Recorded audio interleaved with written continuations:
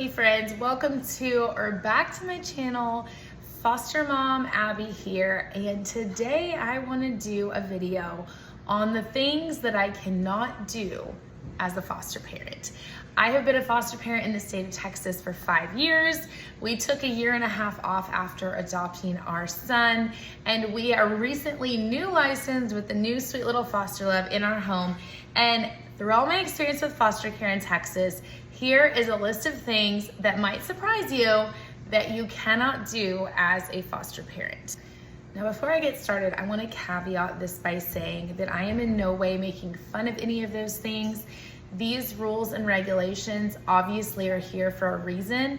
Now, I'm not saying that I don't agree with every rule that, CPS has. Like, for one, we can't have a trampoline at our house. Well, I mean, it's not like we're putting a baby on a trampoline. So things like that. But obviously most of the rules in foster care, like locking your medications, having a fire extinguisher, like those things are all meant to ensure child safety in the home. And that's what all of us within the child welfare community want, is children to be safe, especially children that are coming into the child welfare system in the form of foster care because of whatever abuse, trauma, or neglect that they've experienced. We want to create and work together to create the most safe, stable, and loving environment possible. Many of these restrictions that are in place for foster parents are exactly for that reason, for all of those things. And so I'm not taking this lightly at all, but the list I'm going to talk about today are some things that all have good reason, but that you might not have thought of before, and kind of like oddities. Some of them make a lot of sense and are pretty obvious why, but then some of them are a little more strange unless you really think about the root behind it. So I'm gonna talk today about 7 things that I cannot do as a foster parent. The first one, and one that causes a lot of practical difficulties for foster parents, I feel like, is you cannot cut your foster child's hair, or rather even take them to get their hair cut without permission. So let's say you get like a 6-year-old foster placement that's never had a haircut and their hair is like matted and laced up and all the things. You cannot just use prudent parenting and go get that child's haircut. That has to go through the agency, through CPS or your managing conservator, and usually has to come down to permission from the biological family. Now, the reason is because it was cultural in some things to not have children's haircuts. So while most of the time, if it's obviously necessary, you can get permission to have your child's haircut. We've had placements before that have lasted over a year that did not get a haircut for that very reason. So as a foster parent, without biological family permission and without permission and going through the proper channels of CPS, I cannot get or have cut my foster children's hair. This next one is also obvious to why this would be the case, but you are not allowed to leave the state without permission. And this one is practically troublesome in some ways, because not only can you not leave the state without permission, but the permission even has to go above the head of CPS to the judge. So if you're planning a family vacation or anything like that, you need to give ample time. I'm talking like 30 days of notice to your worker so that the managing conservator or CPS can approach the judge and ask for permission. Some counties, this is easier than others, but we've run into practical difficulties like this if we had to suddenly go out of town for like a family emergency or anything like that. It's very challenging to get permission on short notice. It can also run into practical difficulties if you live close to like a state line. We've lived in 2 different towns that were close to 2 different state lines, and we'd have like church or a grocery store or a mall across, and we could not go without permission.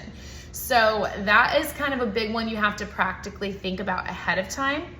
And I'll also put another little plug in here for that one. Because of this, there's often times when you would take your biological children with you that your foster child has to stay behind because they don't have permission.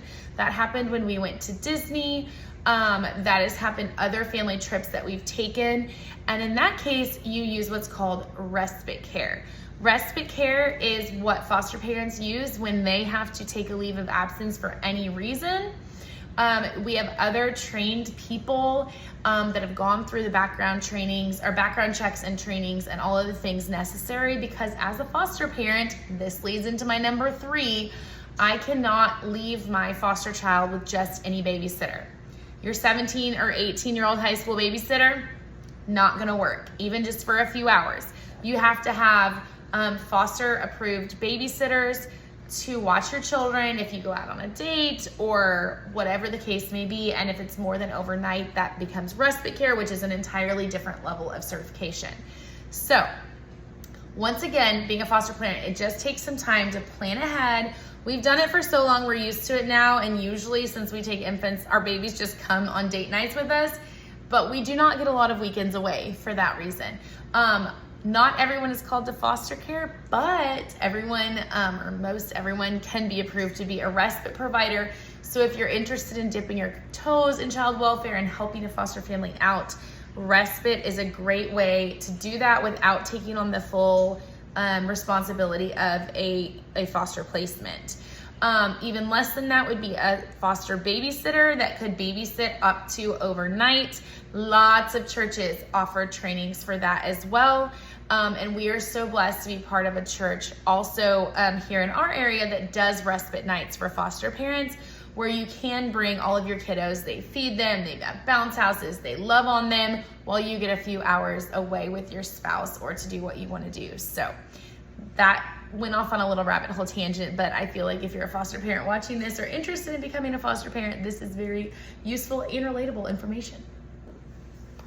Number 4, and this one is also obvious, you cannot baptize the baby. Now, this came up for me early on in our journey because we do take infants primarily, and so all of my children were baptized as babies into the Christian faith to which we belong. And so it was definitely weird at first to have infants in our home like a year from when they were born to a year old and not baptize them, because that's just not what we were used to. But just because that's our faith and our religious practices don't mean that aligns with the biological family and their faith or religious practices. We would obviously never want to step on toes, so it's just really not appropriate. Now, I will caveat that by saying I've heard plenty of stories of older children in care that come to know the Lord as their Savior in their foster homes and then have permission and are of age to decide that for themselves and do get baptized, and that's just something to be celebrated. But as far as infant baptism or imposing our religion in any way, as foster parents, it's our responsibility to allow the children to participate in whatever religion their family has taught them, if they're old enough, or like I said, just to be respectful of those boundaries and family and culture hold. Sorry, we lost our passy, had to take a little break. The next thing, which I think is like number 6 on my list, I've kind of lost count, is that we cannot share pictures of our children, our foster children, on social media for obvious reasons, safety and security being the primary one, but then also they're not our children, okay? We're their custodians, like with the state while they're in our home, but we are still not their parents. We can, no one expects us to stay off of social media or to not post our family pictures. So we post plenty of pictures, but we just make sure the foster children's faces are always covered. And of course, we also want those foster children to have lots of pictures to take with them as they move on, and that they can document, their history and their time and have a baby book and that sort of thing. So we do take plenty of pictures, but we always make sure that we cover their faces. And then obviously with that, we don't give any identifying information or share any case specific details. I thought there was another one, but maybe I covered more than one earlier. The other thing I wanted to say, and just kind of rounding this video out, is there are a lot of things that foster parents can do and are responsible to do. We are the educational decision makers. We go to any and all IEP meetings. We are the medical consenters. Ooh, that reminded me what it was. We are the medical consenters. We're responsible for getting all medical care, making medical decisions, and taking our children to all of their checkups, making sure they have anything that they need. But the 7th thing that I cannot do as a foster parent is give consent for general anesthesia.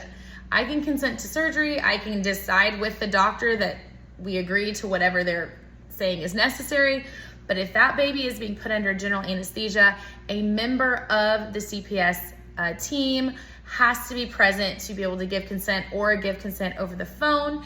So that is one thing that we cannot do, and they will not.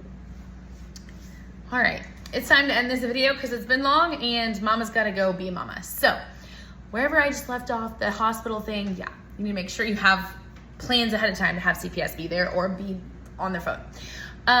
So all in all, it is an honor to stand in the gap as a foster parent and to support reunification whenever possible with these families. If you are a foster parent in a different state or have thought about some other things on this list that I forgot in Texas, I would love to hear in the comments down below.